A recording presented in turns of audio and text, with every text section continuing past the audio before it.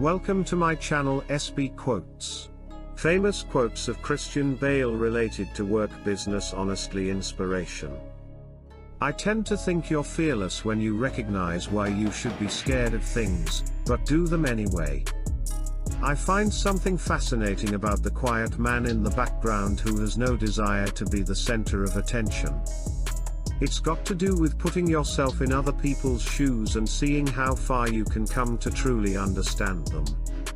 I like the empathy that comes from acting. Working out is incredibly boring. I swear it's true that the bigger your muscles get, the fewer brain cells you have. Certainly, I have no attraction to misery. I don't intentionally go for dark.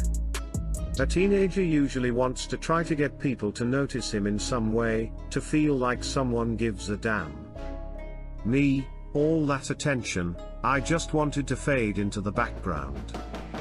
Be invisible. Disappear. But I enjoyed getting sick, I didn't mind it at all.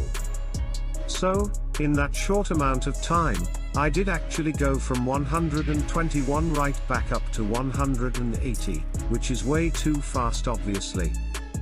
And that resulted in some doctor's visits to get things sorted out. The biggest rebellion I could have ever had with my father would be to work in a bank. He would have disowned me. As long as I was doing something where I didn't have to wear a tie, I was good. Planning a career, I always find that such a tricky thing, because I don't have much of a plan, really. In everyday life, my wife is the most wonderful. We're in love with each other beyond belief. There have been many times when you spend a number of months and the finished product is not what you wanted to see. And Batman Begins was what I wanted to see. If everyone really knew what a jerk I am in real life, I wouldn't be so adored in the slightest. I've had some painful experiences in my life, but I feel like I'm trivializing them by using them for a scene in a movie. I don't want to do that. It just makes me feel kind of dirty for having done that. I don't get it when you get so much openness about the way movies are made, and the special effects and the behind the scenes stuff and all of that. I can't help but feel like this reduces it a little bit. The interesting thing about a movie is the movie.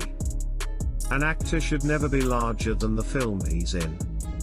But I learned that there's a certain character that can be built from embarrassing yourself endlessly.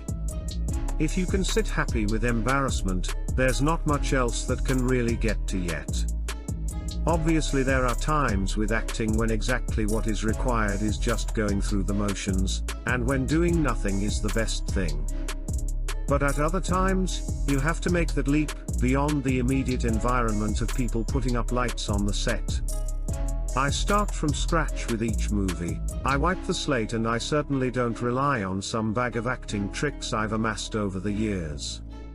I'm an actor, I'm not a politician. I always kick myself when I talk too much about family or personal things.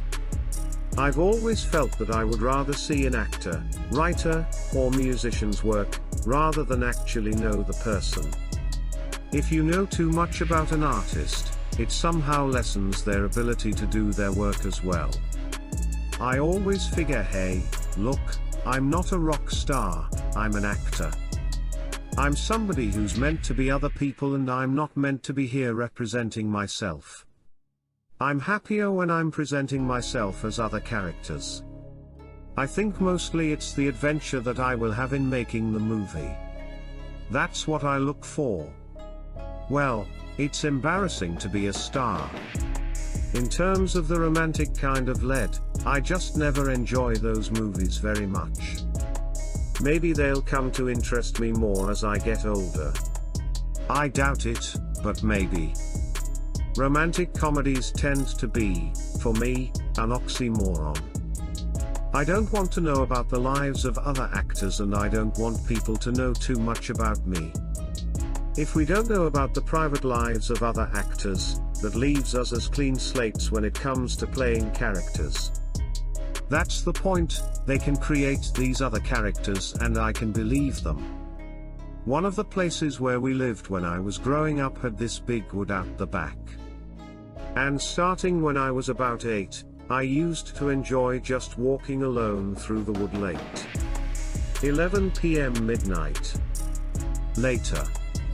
I don't think I'm like any of the characters I've played, they're all really far from who I am.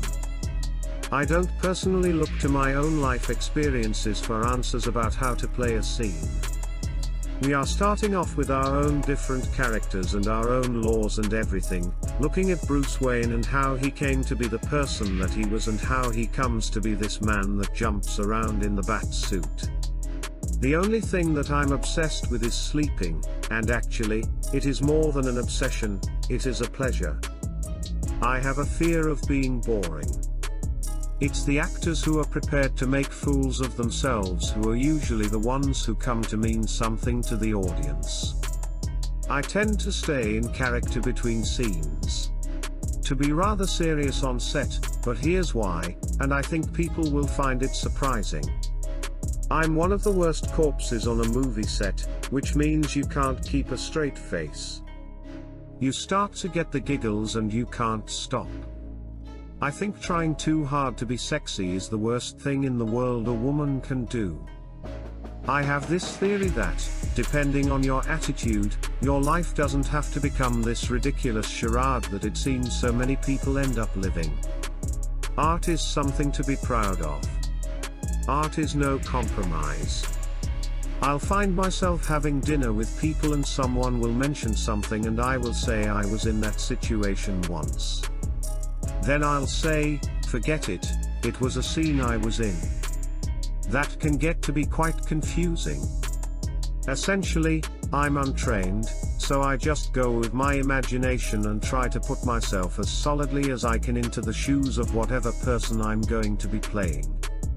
So yeah, a good director will be able to listen and hear everything, but have a confident vision of his own that he can say, oh yeah, that's a great point. And you never know, after you can help far more than you think you can, because there's so much more that he's juggling than an actor. A movie star is someone people look at and go, I want to be like that person. There's the responsibility of desire. It's not something I'm interested in trying. I would fail miserably at it, so why even bother? I only sound intelligent when there's a good script writer around. I never want to turn something down because I'm afraid to do it, because of some idea of image or whatever. That was never anything I set out to do. In fact, the opposite, I always want to confuse people in terms of any kind of image and be unpredictable in any kind of movie I make. My hope is that people will be repulsed by the character's complete lack of ethics and obsession with consumerism. That's what I was saying about the difference between the character's message and the film's message. I've always believed that the director does whatever the hell he wants.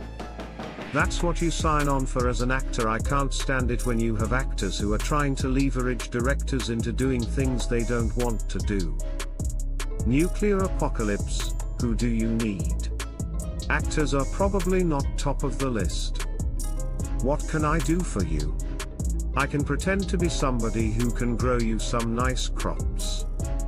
I met my grandfather just before he died, and it was the first time that I had seen Dad with a relative of his. It was interesting to see my own father as a son and the body language and alteration in attitude that comes with that, and it sort of changed our relationship for the better. I will never say never, but I will say never to doing the more typical romantic comedies. You know, unless I'm getting audited and I'm on the street and I desperately need some dough and that's the only thing that I'm getting. There was a great complexity to my father. He was a devoted family man. But, in the same breath, he simply was not suited to an anchored life. He should have been somebody who had a backpack, an old map, a bit of change in his pocket, and that was it, roaming the world. In honesty, there are probably a lot of stories that can be told with Batman. I like the idea of him growing older and he can't quite do it as much anymore. In honesty, there are probably a lot of stories that can be told with Batman. I like the idea of him growing older and he can't quite do it as much anymore. I went backwards and forwards over it until I was 22. And then in the past few years I began to say to myself, okay, look, I'm not messing around. This is something I want to attack, instead of thinking, I'll just see what happens with it. I like the idea of movies having a magic element. How many times have you seen an actor in a movie who you know only as the character? It's wonderful, isn't it? And I not only inherited an aversion to the 9-to-5 routine, but the sense from my parents that being bored and boring is the worst thing that you can be. I'd love to remain a secret and still work, but I also want people to see the movies I'm in and get a higher profile because of that. I like to think that as long as you continue choosing diverse roles, you can avoid becoming predictable. What the hell kind of man decides to dress up as a bat and run around the city? There's got to be something a little bit loose in there. I never want to feel that I'm playing it safe. When it comes to films, people often don't differentiate between the message of a bad central character and the message of the film itself. They are two separate things. All of the muscles were gone, so that was a real tough time of rebuilding all of that. But you have a deadline, you have an obligation. You've said that you will commit to this part, and I just can't live with myself for not really giving it as much as I can.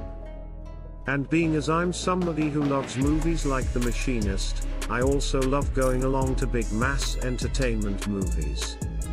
I get in the mood for all kinds of movies, and so I like to try each of them. You're creating a different world and the actor's job is to be able to convince the audience to enter into that world, whether it be actually something that you recognize from your own life or not.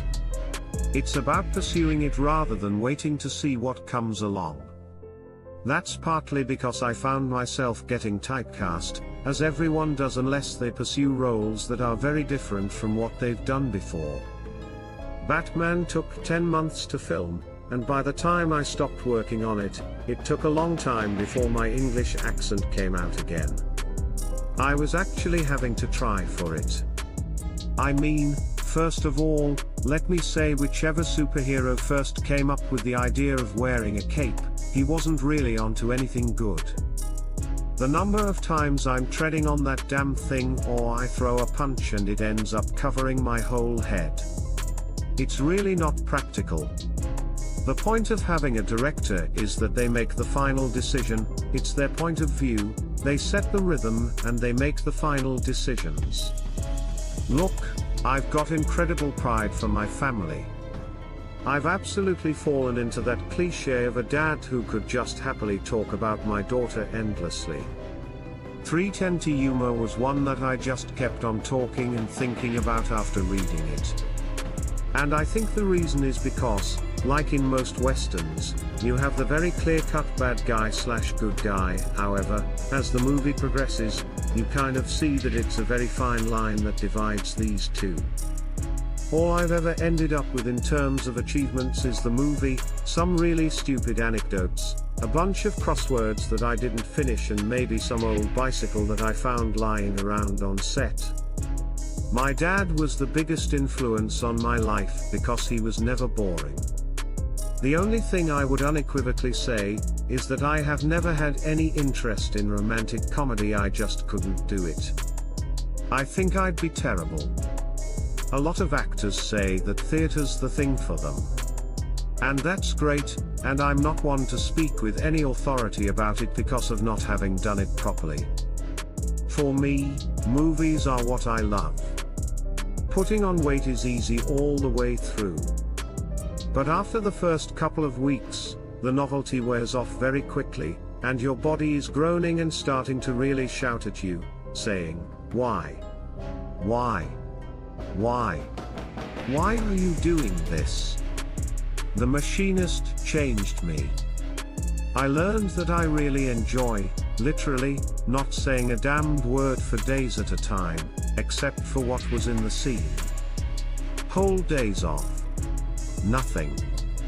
Just standing still. I know a lot of people found it bizarre, because they'd be standing right next to me thinking, why aren't we talking? What's going on? If I'm not working, I really have nothing to do with it. I'm not hanging out and mixing with film people. Not that I have anything against film people, they're some of the best people around and some of the worst people around, just like in any business. They just gesticulate a little bit more.